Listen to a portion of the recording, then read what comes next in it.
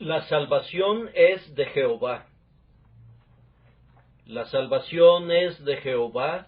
Jonás 2:9. Jonás aprendió este enunciado de buena teología en un extraño colegio. Lo aprendió en el vientre de la ballena, en los abismos de la tierra, cuando tenía unas algas enrolladas en su cabeza y suponía que las rejas del orbe terráqueo lo habían encerrado para siempre.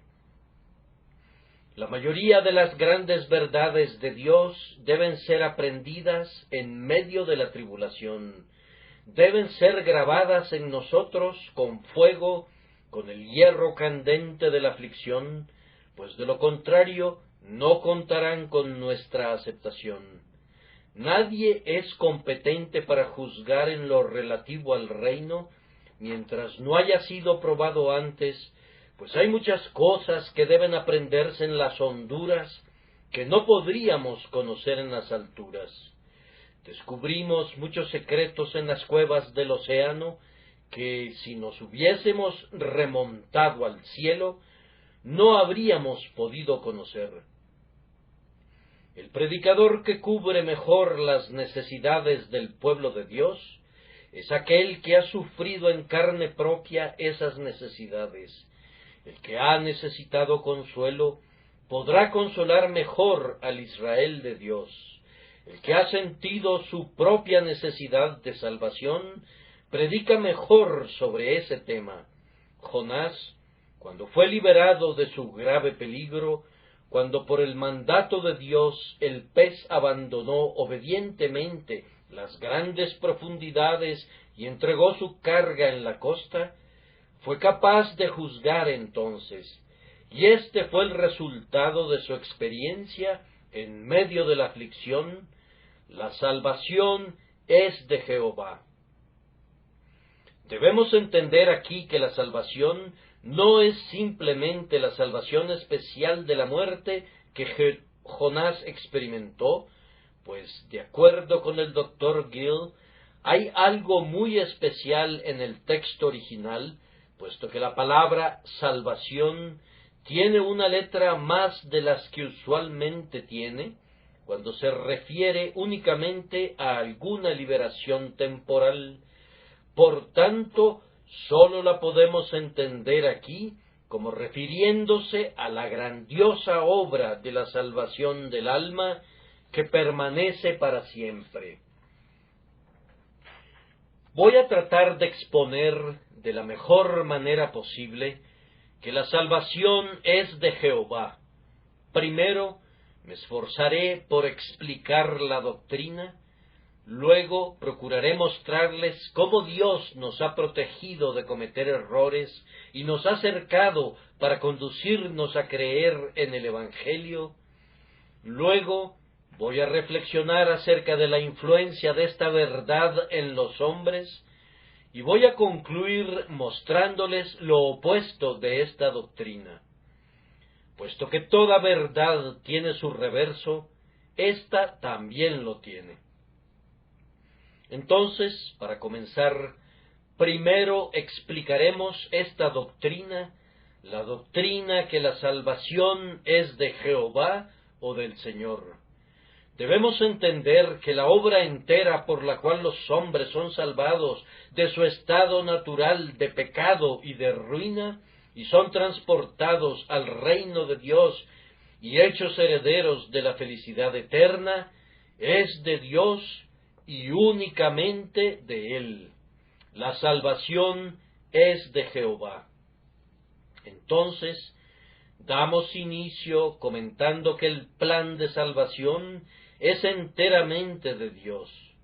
Ningún intelecto humano, ninguna inteligencia creada ayudaron a Dios en la planeación de la salvación. Él concibió el plan y Él también lo implementó. El plan de salvación fue trazado desde antes de la existencia de los ángeles. Antes de que la estrella matutina proyectara su rayo iluminando las tinieblas, cuando todavía el éter incólume no había sido sacudido por las alas del serafín, cuando la solemnidad del silencio no había sido turbada por el canto del ángel, Dios ya había establecido el plan para salvar al hombre, pues sabía por anticipado que caería. Él no creó a los ángeles para asesorarse con ellos, no, lo hizo por sí mismo. Podríamos preguntar, ¿a quién pidió opinión para ser aconsejado cuando planeó la grandiosa arquitectura del templo de la misericordia? ¿A quién le pidió consejo cuando cavó los abismos del amor para que de ellos brotaran los manantiales de la salvación? ¿Quién le fortaleció las manos?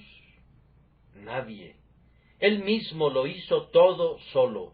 De hecho, si los ángeles hubiesen existido, no habrían podido ayudar a Dios, pues puedo suponer muy bien que si se hubiese convocado un solemne cónclave de esos espíritus, y si Dios les hubiera comentado, el hombre se rebelará, yo declaro que lo castigaré, mi justicia, inflexible y severa, exige que lo haga. Sin embargo, me propongo tener misericordia. Si les hubiera preguntado a los escuadrones celestiales de seres poderosos, ¿cómo puedo lograr esto? ¿Cómo puede la justicia ver cumplidas sus demandas? ¿Y cómo puede reinar la misericordia? Los ángeles habrían guardado silencio hasta ahora. No habrían podido concebir un plan. El intelecto angélico habría sido incapaz de idear el medio por el cual la justicia y la paz se pudieran encontrar y el juicio y la misericordia se pudieran besar. Dios lo concibió, pues sin Dios no podría haberse concebido. Es un plan demasiado espléndido para ser el producto de cualquier mente, excepto de esa mente que después lo implementó.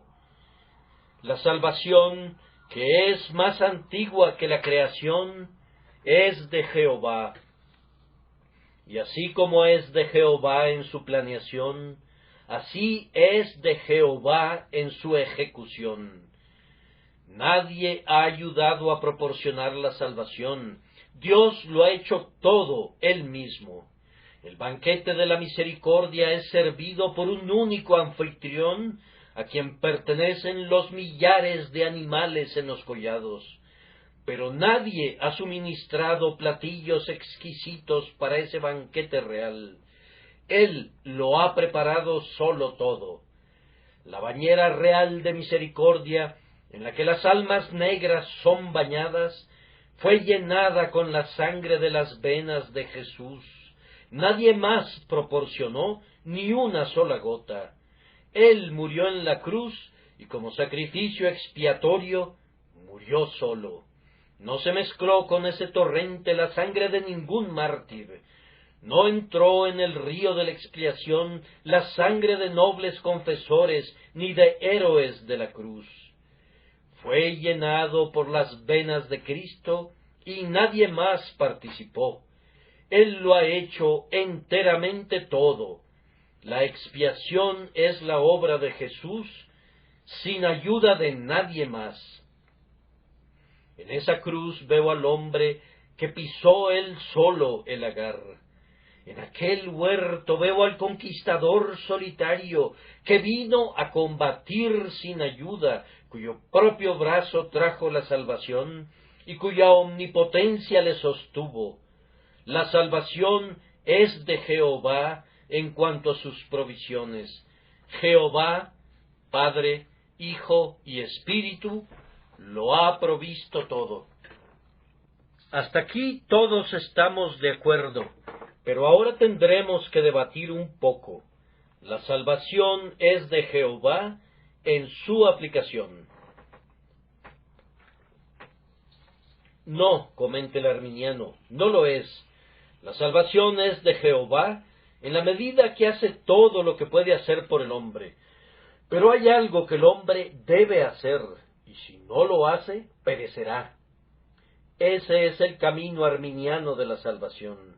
Ahora, la semana pasada, me acordé de la teoría arminiana de la salvación, cuando estuve junto a esa famosa ventana del castillo de Carisbrooke, por la que el rey Carlos, de infeliz e impía memoria, intentó escapar.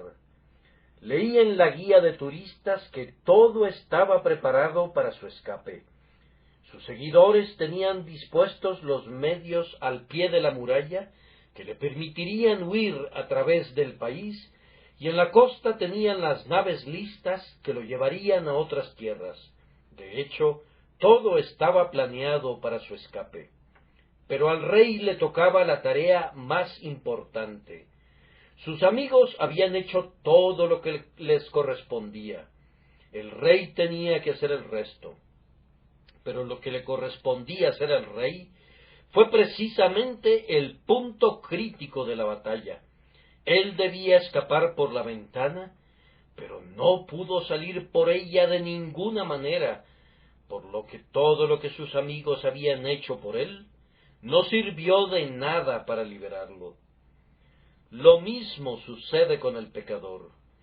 Si Dios ha dispuesto todos los medios de escape, pero sólo requiriera que saliera de su calabozo, permanecería allí por toda la eternidad. ¿Qué? ¿Acaso el pecador no está muerto en el pecado por naturaleza? Y si Dios requiriera que se reviva a sí mismo, para luego posteriormente que Él hiciera todo lo demás, entonces, de verdad, amigos míos, no estaríamos tan agradecidos con Dios como lo hubiéramos pensado. Pero si Dios requiriera tanto de nosotros y pudiéramos hacerlo, podríamos hacer también el resto sin su ayuda. Los católicos romanos cuentan un extraordinario milagro inventado por ellos acerca de San Dionisio, de quien narra la falsa leyenda que cuando le fue arrancada su cabeza, la tomó en sus manos y caminó con ella 2600 kilómetros. Acerca de lo cual dijo algún ingenioso: en cuanto a los 2600 kilómetros, eso no tiene ninguna importancia. La verdadera dificultad radica en el primer paso. Así, yo creo que si el primer paso es dado, todo el resto puede ser llevado a cabo con facilidad. Y si Dios requiere del pecador, muerto en el pecado, que dé el primer paso, entonces estaría requiriendo precisamente eso que haría que la salvación fuera tan imposible bajo el Evangelio como siempre lo fue bajo la ley, viendo que el hombre es incapaz tanto de creer como de obedecer, y que no tiene ningún poder para venir a Cristo, como tampoco lo tiene para ir al cielo sin Cristo. El poder le debe ser dado por el Espíritu. Él está muerto en sus pecados. El Espíritu debe revivirlo. Está atado de pies y manos y encadenado por la transgresión. El Espíritu debe cortar sus ataduras y entonces podrá saltar a la libertad. Dios debe venir y arrancar las barras de hierro de sus bases, y entonces podrá escapar por la ventana y tener éxito en su salida posteriormente. Pero a menos que hagan por él la primera parte, perecerá tan ciertamente bajo el Evangelio como habría perecido bajo la ley. Yo dejaría de predicar si creyera que Dios, para la salvación, requiriera alguna cosa del hombre que él mismo no se hubiera comprometido a suministrar. Porque ¿cuántos de los peores individuos están con frecuencia pendientes de mis labios, hombres cuyas vidas se han vuelto tan horriblemente malas que el labio de la moralidad se rehusaría a hacer una descripción de su carácter? Cuando subo a mi púlpito, ¿debo creer que estos hombres tienen que hacer algo antes de que el Espíritu de Dios obre en ellos? Si así fuera, subiría con un corazón pusilánime, convencido que no podría inducirlos nunca a completar esa primera parte. Pero ahora me acerco a mi púlpito con plena confianza. Dios, el Espíritu Santo, se encontrará con ellos el día de hoy. Son lo peor que pueden ser, pero Él pondrá un pensamiento nuevo en sus corazones. Les dará nuevos deseos, les dará nuevas voluntades, y aquellos que odiaban a Cristo desearán amarle ahora. Aquellos que una vez amaron al pecado por medio del Espíritu Divino de Dios, serán conducidos a odiarlo. Y en esto radica mi confianza, que lo que ellos no pueden hacer, en razón de que son débiles en la carne, Dios, enviando su Espíritu Santo a sus corazones, lo hará por ellos y en ellos, y así serán salvados. Bien, dirá alguien, entonces eso hará que la gente se quede tranquila y se cruce de brazos. No, amigo, no sucederá así, pero si lo hicieran, yo no podría evitarlo. Mi oficio, como lo he dicho a menudo en este lugar, no es demostrarles la racionalidad de cualquier verdad, ni defender cualquier verdad de sus consecuencias. Todo lo que hago aquí, y pretendo seguir haciéndolo, es expresar cada verdad que se encuentra en la Biblia. Entonces, si no les gusta, deben dirimir la contienda con mi Señor, y si no la consideran razonable, deben debatir con la Biblia. Que otros defiendan la Escritura y demuestren que dice la verdad. Ellos pueden realizar su trabajo mejor que yo lo haría. Lo mío es un simple oficio de proclamación. Yo soy el mensajero, yo anuncio el mensaje del Señor. Si no les gusta el mensaje, debatan con la Biblia, no conmigo. Mientras yo tenga a la Escritura de mi lado, tendré el valor de desafiarlos a que hagan cualquier cosa en mi contra. La salvación es de Jehová. El Señor tiene que aplicarla, tiene que hacer querer a quien no quiere, tiene que hacer piadoso al impío y conducir al rebelde depravado a los pies de Jesús, o de lo contrario, la salvación no será obtenida nunca. Si ese requisito no se cumple, se habría quebrado el eslabón de la cadena, el eslabón preciso que era absolutamente imprescindible para su integridad. Supriman el hecho de que Dios comienza la buena obra y que nos envía lo que los viejos teólogos llaman la gracia que previene. Supriman eso y habrán echado a perder toda la salvación, habrían quitado la piedra angular del arco, que se derrumbaría por esa causa. Entonces no quedaría nada. Y ahora, en el siguiente punto, vamos a tener desacuerdos otra vez. La salvación es de Jehová en cuanto a la sustentación de la obra en el corazón del hombre. Cuando un hombre es convertido en un hijo de Dios, no tiene una provisión de gracia que le sea suministrada para que continúe para siempre, sino que tiene gracia para ese día, y debe recibir gracia para el día siguiente, y para el otro día, y para el otro, hasta el fin de los días, pues de lo contrario, el comienzo no habría servido de nada.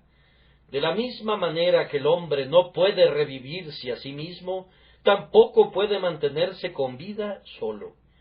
Puede alimentarse con alimento espiritual y así preservar su fortaleza espiritual. Puede caminar en los mandamientos del Señor y así gozar de reposo y paz, pero todavía la vida interior depende del Espíritu, tanto para su existencia posterior como para su nacimiento. Yo en verdad creo que si alguna vez es mi porción poner el pie en el umbral de oro del paraíso y apoyar este pulgar sobre la aldaba de perla, no podría nunca atravesar el umbral a menos que recibiera gracia para dar el último paso para poder entrar al cielo. Ningún hombre, aunque sea convertido, tendría por sí mismo algún poder, excepto ese poder que es infundido en él por el Espíritu diariamente, constantemente y perpetuamente. Pero los cristianos se consideran caballeros independientes, reciben en su mano una pequeña provisión de gracia y dicen: mi monte permanece firme, nunca seré conmovido. Pero no pasa mucho tiempo antes de que el maná comience a pudrirse. Estaba destinado únicamente a ser el maná para el día, y lo hemos almacenado para el día siguiente, y entonces se descompone. Debemos recibir gracia fresca. Pues día a día el maná caía. Que aprendamos bien esa lección. Así que busquen día a día una gracia fresca. Frecuentemente el cristiano quiere recibir la suficiente provisión de gracia para que le dure un mes y que le sea otorgada de una sola vez. Dice, qué multitud de tribulaciones me espera, ¿cómo me enfrentaré a todas ellas? Que tuviera la suficiente gracia para soportarlas. Mis queridos amigos, recibirán la gracia suficiente para sus problemas conforme se presenten, uno por uno. Como tus días serán tus fuerzas, pero tus fuerzas no serán nunca como tus meses o como tus semanas. Tú recibirás tus fuerzas como recibes tu pan. El pan nuestro de cada día, dánoslo hoy. La gracia nuestra de cada día, dánosla hoy. ¿Por qué razón te afanas por las cosas del mañana? El dicho popular reza: atraviesa el puente cuando llegues a él. Ese es un buen consejo, síganlo. Cuando se presente un problema, atáquenlo y derríbenlo y domínenlo. Pero no comiencen desde ahora a anticipar sus infortunios. Pero tengo tantos, dirá alguno. Por eso mismo yo te digo, no mires más allá de donde necesitas mirar. Basta a cada día su propio mal. Haz lo mismo que hizo aquel valeroso griego, quien, cuando defendía su país de los ataques de Persia, no fue a las llanuras a pelear, sino que permaneció en el desfiladero de las Termópilas. Allí, cuando las decenas de millares venían contra él, tenían que pasar uno por uno y fueron completamente aniquilados. Si se hubiese aventurado a la llanura, pronto habría sido devorado y su puñado de soldados habría sido fundido como una gota de rocío en el océano. Permanece en el desfiladero del día de hoy y combate contra tus problemas enfrentándolos uno a uno, pero no te apresures a las llanuras del día de mañana, pues allí serás obligado a huir y perecerás. Conforme a la medida de tu mal, así será la gracia que recibas. La salvación es de Jehová. La última consideración sobre este punto es: la perfección final de la salvación es de Jehová. Pronto, pronto, los santos de la tierra serán santos en la luz. Sus cabellos emblanquecidos por los años serán coronados de perpetuo gozo y de juventud eterna. Sus ojos, bañados de lágrimas, brillarán como las estrellas, y nunca más los cubrirán las nubes de la aflicción. Sus corazones, temblorosos ahora, tendrán gozo y firmeza, y serán establecidos para siempre como pilares en el templo de Dios. Sus locuras, sus cargas, sus aflicciones y sus dolores pronto acabarán. El pecado desaparecerá, la corrupción será eliminada, y un cielo de pureza inmaculada y de paz perfecta será de ellos para siempre. Pero todo será por gracia. Así como fue el cimiento, así será la cabeza del ángulo. Lo que fue iniciado en la tierra terminará de ser construido en el cielo. Así como fueron redimidos de su conversación inmunda por la gracia, así serán redimidos también de la muerte y de la tumba por la gracia, y entrarán al cielo cantando: la salvación es sólo de Jehová, la gracia es un océano desprovisto de costas. Puede ser que estén presentes algunos arminianos aquí, pero no serán arminianos allá. Aquí pueden decir: es por la voluntad de la carne, pero en el cielo no pensarán lo mismo. Aquí podrán atribuir algo a la criatura, pero allá arrojarán sus coronas a los pies del Redentor y reconocerán que Él lo hizo todo. Aquí pueden mirarse y jactarse un poco de su propia fortaleza, pero allá el himno no a nosotros, no a nosotros, será entonado con una sinceridad más profunda y con un énfasis mayor de lo que fue cantado aquí abajo. En el cielo, cuando la gracia haya realizado su obra, esta verdad se destacará con resplandecientes letras de oro: la salvación es de Jehová. De esta manera he tratado de exponer el Evangelio. Ahora les puedo mostrar cómo Dios ha guardado esta doctrina. Algunos han afirmado que la salvación, en algunos casos, es el resultado del temperamento natural. Bien, amigo, bien. Dios ha respondido con eficacia a tu argumento. Tú afirmas que algunas personas son salvadas porque son naturalmente religiosas y son inclinadas al bien. Desafortunadamente, no he conocido nunca a nadie que pertenezca a esa clase de personas. Pero voy a suponer por un instante que haya personas así. Dios ha contestado irrefutablemente tu objeción, pues, es extraño decirlo, el gran número de los que son salvos son precisamente las personas que parecían tener la menor probabilidad de ser salvadas, mientras que un gran número de los que perecen fueron una vez las personas que nosotros hubiéramos esperado ver en el cielo, si la disposición natural tuviese algo que ver con ello. Vamos, hay una persona aquí que en su juventud fue un hijo de la insensatez. Su madre lloraba por él con frecuencia y clamaba y gemía por los descarríos de su hijo. Era tal su espíritu fiero que ni el freno ni la brida podían sujetarlo.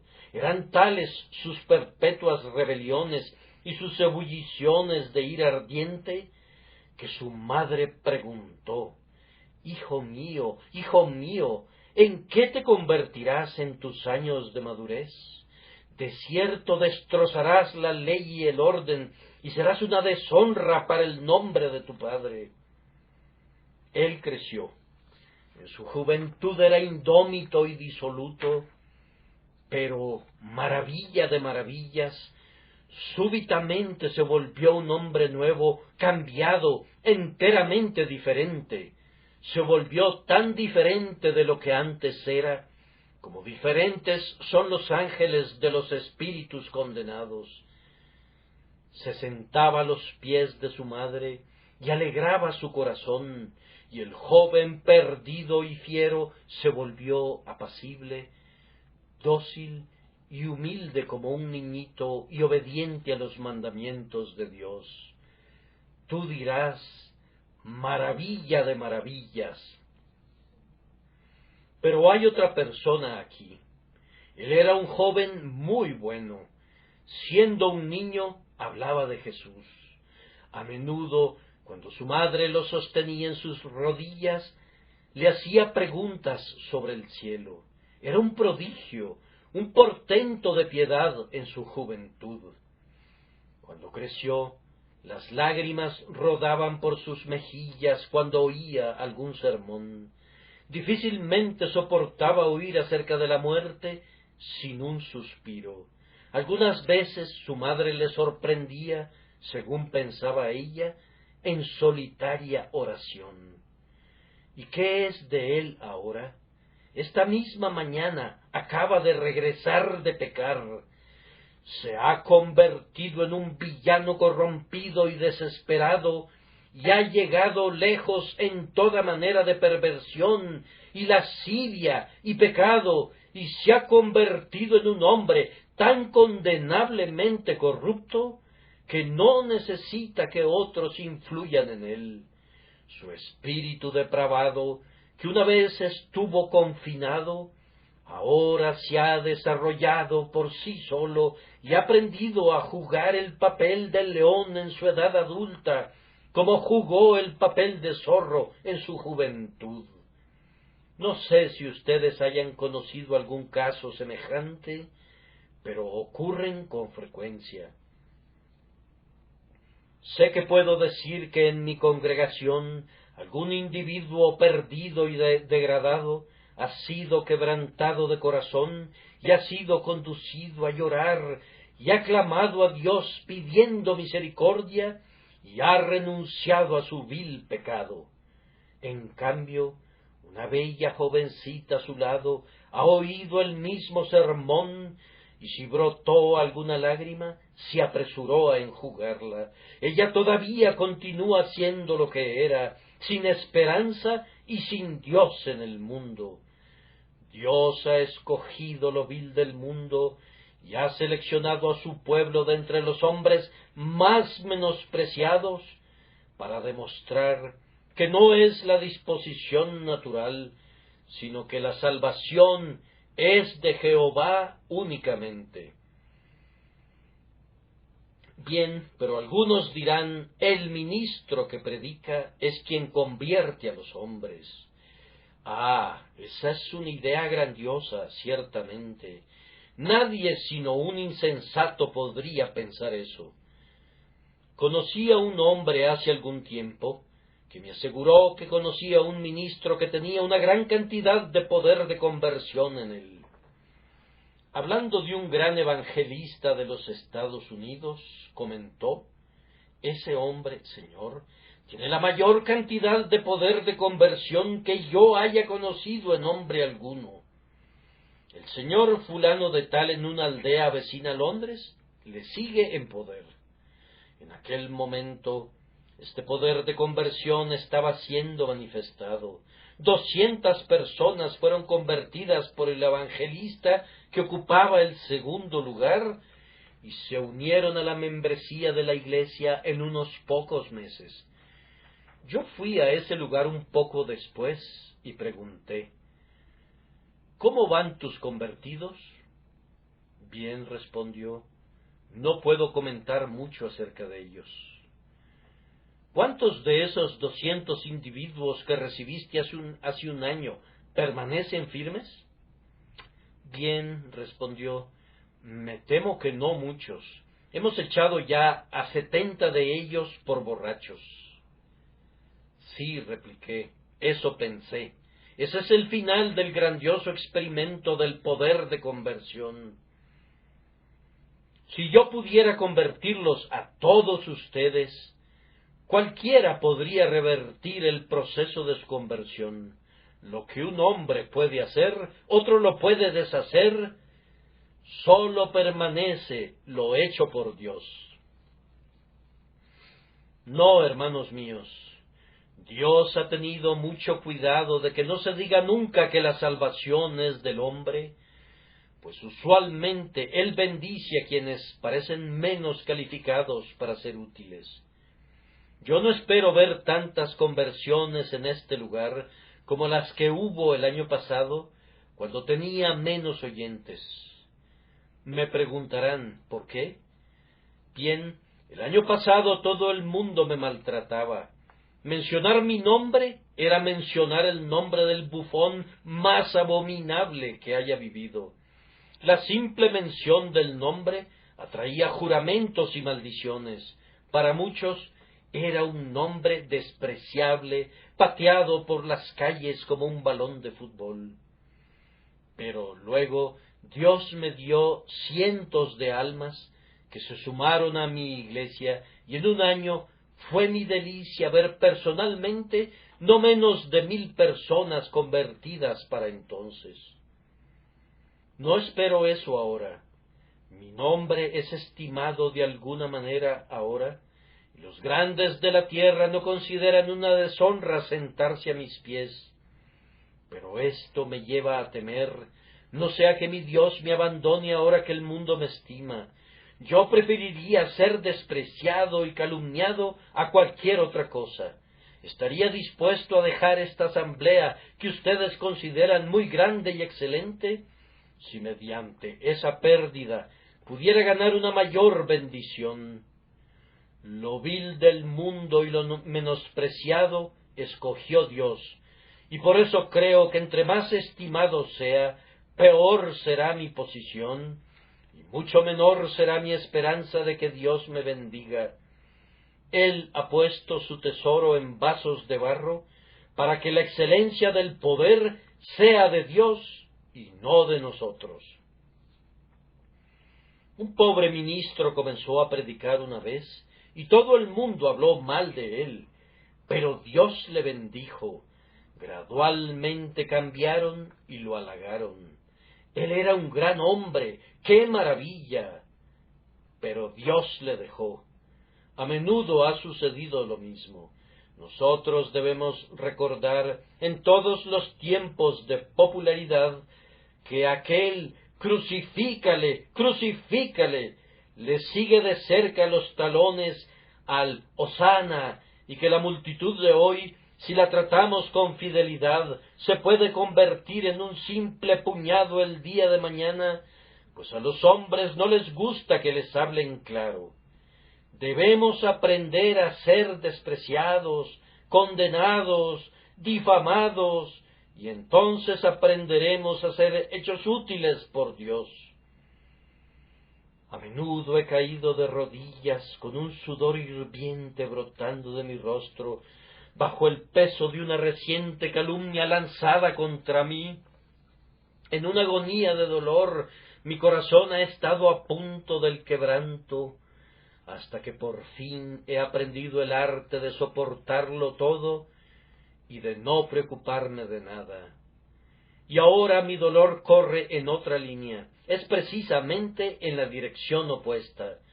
Temo que Dios me abandone para demostrar que Él es el autor de la salvación, que no se encuentra en el predicador, que no está en la multitud, que no se debe a la atención que yo pueda atraer, sino en Dios y sólo en Dios.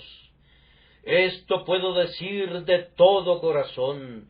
Si ser convertido en el lodazal de las calles otra vez, si ser el hazmerreír de los insensatos y ser la canción del borracho, me permitiera una vez más ser de mayor servicio a mi Señor y útil a su causa, prefiero eso a las muchedumbres o a todo el aplauso que el hombre pueda brindarme. Oren por mí, queridos amigos, oren por mí, que Dios me utilice todavía como un instrumento de salvación de almas, pues tengo miedo que diga, no ayudaré a ese hombre, para que el mundo no diga que él lo ha hecho, pues la salvación es de Jehová, y así debe ser hasta el fin del mundo. Y ahora, ¿cuál debe ser la influencia de esta doctrina sobre los hombres? Bien, primero, para los pecadores, esta doctrina es un gran ariete contra su orgullo. Les daré un ejemplo. El pecador en su estado natural me recuerda a un hombre que posee un castillo fuerte y casi inexpugnable, al cual ha huido. Cuenta con un foso exterior, hay un segundo foso, cuenta con murallas muy altas y luego, después, hay un escondite en una torre al cual entrará el pecador. Ahora, el primer foso que rodea el lugar de confianza del pecador está constituido por sus buenas obras. Ah, dice, soy tan bueno como mi vecino, siempre he pagado 20 centavos en efectivo, no soy ningún pecador, diezmo la menta y el comino, soy en verdad un buen caballero respetable. Bien, cuando Dios viene a obrar en él para salvarle, envía su ejército que cruza el primer foso, y cuando lo atraviesan gritan, la salvación es de Jehová, y el foso se seca. Pues si la salvación es de Jehová, ¿cómo podría ser por buenas obras? Pero cuando eso sucede, tiene una segunda trinchera, las ceremonias. Bien, dice, no confiaré en mis buenas obras, pero he sido bautizado y he sido confirmado. ¿Acaso no tomo el sacramento? Esa será mi confianza. Sobre el foso, y los soldados cruzan el foso otra vez, gritando, la salvación es de Jehová. El segundo foso queda seco, ya no sirve para nada. Ahora se acercan a la primera muralla. El pecador, mirando desde arriba, dice, yo me puedo arrepentir, puedo creer cuando quiera, me voy a salvar a mí mismo arrepintiéndome y creyendo. Los soldados de Dios suben, ese grandioso ejército de la convicción, y derrumban esta muralla que cae al suelo, y gritan, la salvación es de Jehová. Tu fe y tu arrepentimiento te tienen que ser dados, pues de lo contrario ni creerás ni te arrepentirás del pecado. Y ahora el castillo es tomado, todas las esperanzas del hombre son eliminadas, siente que la salvación no es de él, el castillo del yo ha sido tomado, y el gran estandarte sobre el que está escrito, la salvación es de Jehová, es desplegado sobre las almenas. ¿Pero acaso la batalla terminó? Oh, no, el pecador se ha retirado a su torre en el centro del castillo y ahora cambia sus tácticas. Yo no puedo salvarme a mí mismo, dice, por lo tanto voy a perder la esperanza. No hay salvación para mí.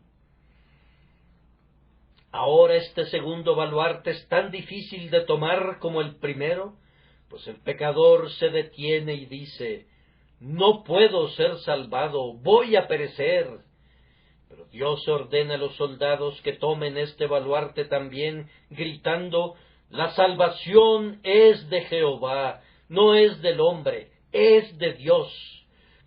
Puede también salvar perpetuamente, aunque tú no puedas salvarte a ti mismo.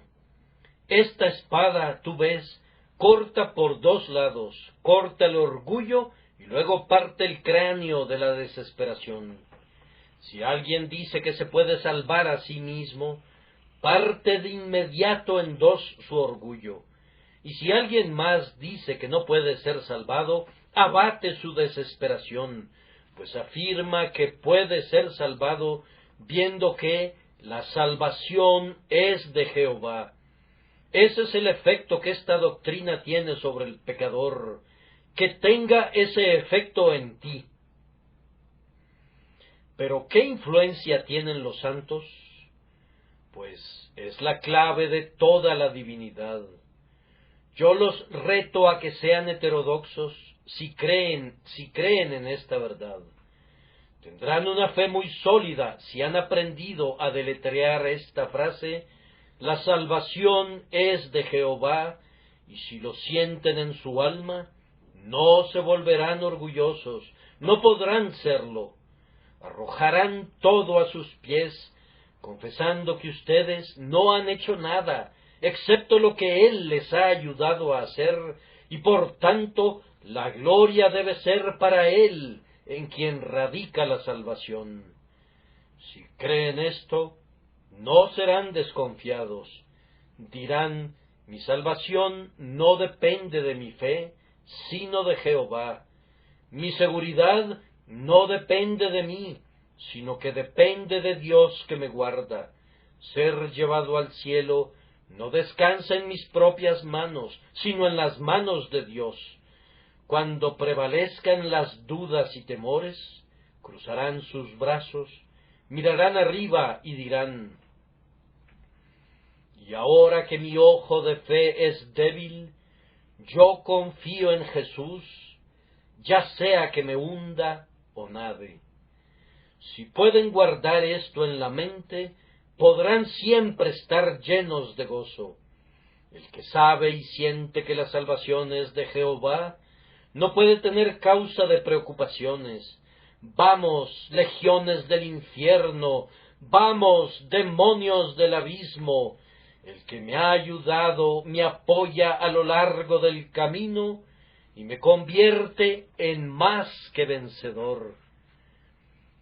La salvación no depende de este pobre brazo, pues de lo contrario perdería la esperanza, sino del brazo del Omnipotente, ese brazo en el que descansan los pilares de los cielos.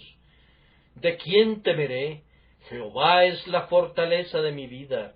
¿De quién he de atemorizarme? Y esto, por la gracia, te animará a trabajar para Dios. Si tú tuvieras que salvar a tus vecinos, puedes sentarte y no hacer nada. Pero puesto que la salvación es de Jehová, prosigue y prospera. Ve y predica el Evangelio. Ve y anuncia el Evangelio en todas partes. Anúncialo en tu casa. Proclámalo en las calles. Proclámalo a toda tierra y a toda nación, pues no es de ti, sino de Jehová. ¿Por qué nuestros amigos no van a Irlanda para predicar el Evangelio? Irlanda es una deshonra para la Iglesia protestante. ¿Por qué no van a predicar allá? Hace aproximadamente un año, un grupo de valerosos ministros fue allá para predicar. Se portaron valerosamente, fueron allá y regresaron, y eso es todo el resumen de la gloriosa expedición para combatir al papado. Pero, ¿por qué regresaron? Porque fueron apedreados. Pobre gente tranquila. ¿Acaso piensan que el Evangelio se va a propagar sin unas cuantas piedras? Pero es que habrían sido asesinados. Valerosos mártires habrían ingresado a las listas registradas en las crónicas sangrientas. ¿Acaso los mártires de antes o los apóstoles se rehusaron ir a algún país porque habrían de ser asesinados? No, estaban listos a morir. Y si media docena de ministros hubieran sido asesinados en Irlanda, habría sido lo mejor del mundo para la libertad en el futuro. Pues después de eso, la gente no se habría atrevido a tocarnos. El brazo fuerte de la ley los hubiera detenido. Habríamos podido ir después por todas las aldeas de Irlanda y habríamos tenido paz. Los alguaciles pronto habrían puesto fin a un asesinato tan infame. Habría despertado al protestantismo de Inglaterra para reclamar la libertad que es tanto nuestro derecho allí como lo concedemos en todas partes. No veremos nunca un gran cambio mientras no tengamos hombres en nuestras filas que estén dispuestos a ser mártires. Esa profunda zanja no puede ser atravesada mientras los cuerpos de unos cuantos de nosotros no la cubran. Y después de eso, será un trabajo fácil predicar el Evangelio allá. Nuestros hermanos deben ir allá otra vez. Pueden dejar sus corbatas blancas en casa y la blanca pluma también, y seguir adelante con un corazón valeroso y un espíritu intrépido. Y si la gente se burla y se ríe, que se rían y que se burlen. George Whitefield, cuando predicó en Kennington Common, donde le arrojaron gatos muertos y huevos podridos, dijo: «Esto no es sino el abono del metodismo, lo mejor del mundo para hacerlo crecer. sigan arrojándolos tan rápido como puedan. Cuando una piedra le cortó la frente, predicó mejor por el pequeño hilito de sangre que se escurría. Oh, que tuviéramos hombres que se atrevieran a enfrentarse a la turba, pues entonces la turba no tendría que ser enfrentada. Vamos allá, recordando que la salvación es de Jehová, y prediquemos la palabra de Dios en todo lugar y en todo tiempo, creyendo que la palabra de Dios es más que un rival para el pecado, y que Dios será el Señor de toda la tierra. Mi voz está fallando de nuevo, y mis pensamientos también. Estaba muy cansado esta mañana antes de venir a este púlpito, y me siento cansado ahora. Algunas veces estoy lleno de gozo y alegría, y me siento en el púlpito como si pudiera predicar sin término. Otras veces me siento contento de terminar. Sin embargo, con un texto como este me habría gustado terminar con todo el poder que el labio mortal pudiera acopiar. Oh, hacer saber a los hombres esto, que su salvación es de Dios. Blasfemo, no blasfemes contra quien sostiene en su mano tu aliento. Despreciador, no desprecies al que puede salvarte o destruirte. Y tú, hipócrita, no busques engañar a aquel de quien proviene la salvación, y que por tanto sabe muy bien si tu salvación ha venido de él. Y ahora, en conclusión, sólo déjenme decirles qué es lo opuesto a esta verdad. La salvación es de Dios. Entonces, la condenación es del hombre. Si cualquiera de ustedes es condenado, no podrá echarle la culpa a nadie, excepto a ustedes mismos. Si cualquiera de ustedes perece, la culpa no estará a las puertas de Dios. Si ustedes se pierden y son arrojados fuera, tendrán que asumir toda la culpa y todas las torturas de conciencia. Permanecerán por siempre en la perdición, reflexionando: me he destruido a mí mismo, he cometido el suicidio de mi alma, he sido mi propio destructor, no puedo culpar a Dios. Recuerda, si eres salvo, debes ser salvado únicamente por Dios, y si te pierdes, tú mismo te has perdido. Volveos, volveos de vuestros malos caminos. ¿Por qué moriréis, oh casa de Israel? Con mi última frase balbuciante, les pido que hagan una pausa y piensen. Ah, mis amigos, es una cosa terrible predicar a una multitud como ustedes. Pero el otro domingo, cuando bajaba las escaleras, se me vino a la mente una frase memorable dicha por una persona que estaba aquí. Dijo: hay 8,000 personas esta mañana que no tendrán excusa en el día del juicio.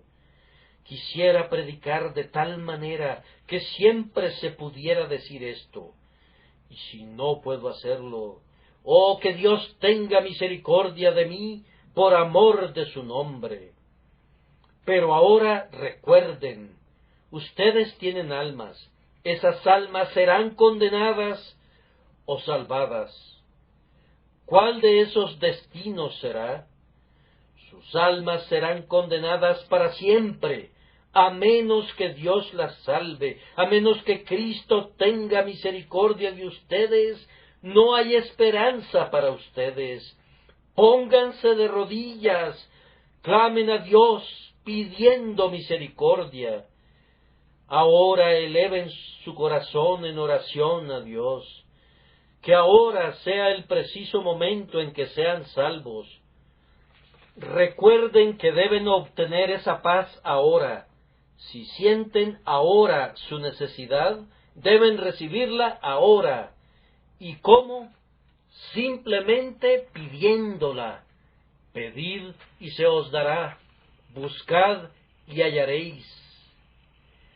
Pero si sus oídos rechazan el lenguaje de su gracia, sus corazones se endurecerán como tercos judíos, esa raza incrédula. El Señor, vestido de venganza, alzará su mano y jurará: tú que despreciaste mi prometido reposo, no tendrás porción allá. Oh, que ustedes no sean menospreciadores, para que no se asombren y perezcan, que puedan acudir a Cristo y sean aceptos en el amado. Es mi última y mejor oración. Que el Señor la escuche. Amén.